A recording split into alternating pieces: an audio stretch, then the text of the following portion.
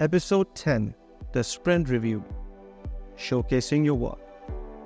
Welcome back. Today we will explore the Sprint Review, an important event where the team showcases the work they have completed during the sprint and gathers valuable feedback from stakeholders. The Sprint Review is held at the end of each sprint. It's an opportunity for the Scrum team and stakeholders to inspect the increment and adapt the product backlog based on feedback.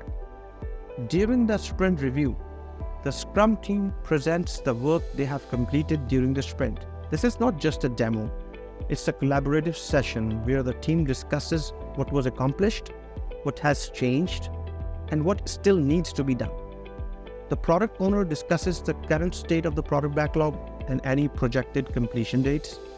Together with the stakeholders, the team collaborates on what to do next to optimize the value of the product.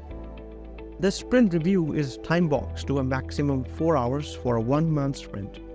Shorter sprints typically have shorter reviews. The key is to keep it focused and productive, ensuring that all feedback is captured and used to inform future sprints. By involving stakeholders in the sprint review, the team ensures that the product is always moving in the right direction, aligned with customer needs and business goals. In the next episode, we will discuss the sprint retrospective, where the team reflects on the sprint and identifies ways to improve. Don't miss it.